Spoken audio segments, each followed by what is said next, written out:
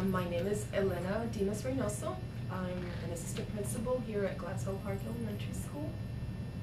I've been here 5 years actually. As an administrator, I've been here 4 years as an assistant principal and 1 year as a coordinator. Okay.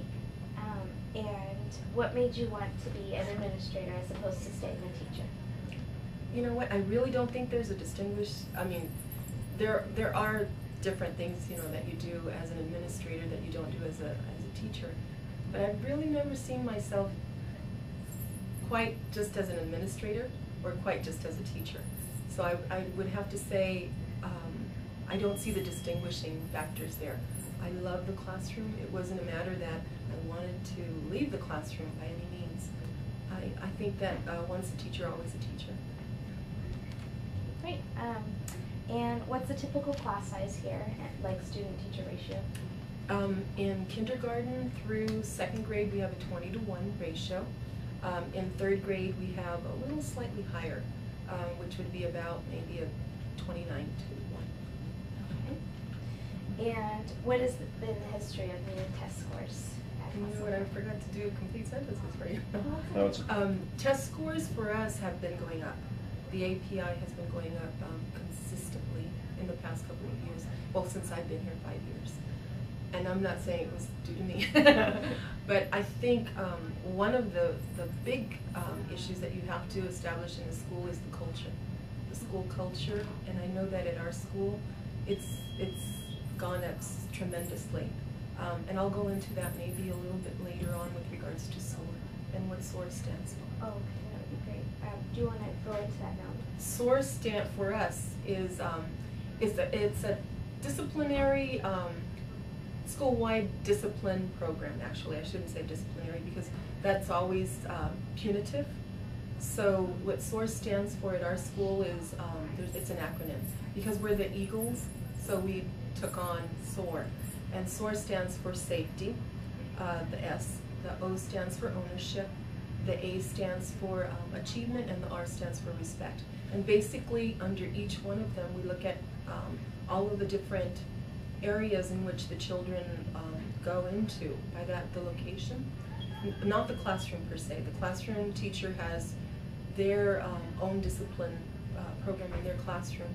But what we do is we look at the whole total overall school, hallways, you know, auditorium, cafeteria,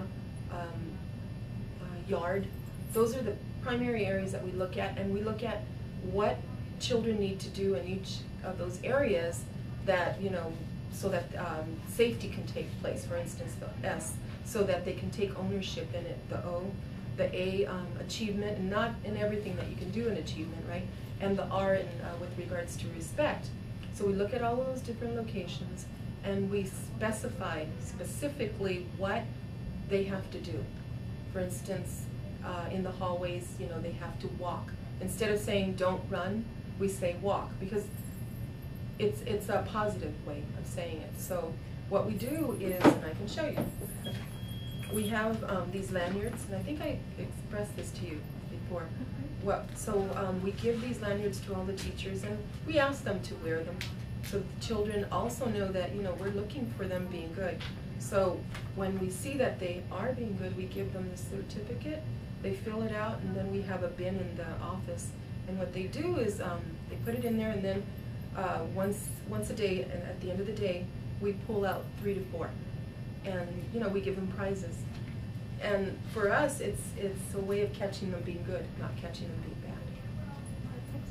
And because I have to deal with the discipline issues here at school, once again, it's like not a punitive thing. They know that they're coming to the office because they've done something that's incorrect. But the way that you speak to a child, it's always with respect. No matter what they've done, I mean, even if it's the most horrendous thing, like bringing a knife or something to school, which is inappropriate, but you look at what they've done, and they have to tell you and take accountability for what they've done. So it's always a nice statement, like instead of saying he, she, or whatever, you know, okay, I understand that, but what did you do? So it's always an I statement. And that's taking responsibility for what they do. So that's basically, you know, an overall of what SOAR stands for at our school. That's wonderful. So what changes have you seen at Glassell Park since you've been here? You know, the changes I've seen, once again, a big factor is the culture of the school and the respect and just the respect that goes on with regards to anyone, whether it's a small child, you know, dealing with an adult or an adult, you know, whatever.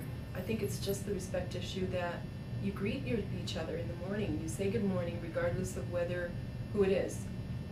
Just the accountability that the children have to, you know, take part in the school. That's huge. They all seem very polite. I mean, to make generalizations, but you know. You know, and it wasn't, and I'm not going to say this isn't. I mean, it was to some degree, but I think that's something that's really, really been fostered. And we do that also through CFGs, which are critical friends groups. So we have 4 tracks here at our school. So each track is a critical friends. It's kind of like a small learning community that we take part twice a month. We haven't gotten into that yet because the school year just started. But once we start banking time on Tuesdays, which means that the children get out early, instead of 2:24, they get out at 1:24. So once that takes place, we're going to have 2 contents which, you know, happen right after each other. So on 2 Tuesdays, consecutive Tuesdays, the teachers go to professional developments, whether it's in one academic area or another. Usually it's reading or math, generally. But, you know, we kick in safety and all of that. And then there are 2 or 3 that are professional learning communities, and that's where each track gets together and discusses different issues. And during that time, and it's taken the process of about maybe 4 years. It hasn't been something where you say, you know, this is what we have to do, let's put it into place. No, it's a lot of, you know, these are certain staff developments that we have to go to for school-wide discipline, and that's how it actually got started, where a few of us got together, went to these programs, got the information, brought it back to the stakeholders, and I mean every stakeholder, got their input, went back to the drawing board, you know, came up with a plan, said this is what we need to do, and it's taken a process of about 4 years to do that. So all of that, you know, that's why you see children that are respectful, and they know that you need to respect them back, basically. But we do, I mean, it's a school, so we do have children that come into the culture and don't know about it, so then we have to, you know, kick in, and you'll probably see a SOAR assembly taking place. For all of the kinder and first grades, they haven't really had it, and then we'll kick in with the new students that are new to our school, newcomers. And so what's it like to be at this school on a daily basis? You know, it's a challenge because it's a 4-track school, so things are always happening and re-happening. So the track that's off has to, again, get the information. So we're always having to do it over. It's a challenge, but it's a great place to be.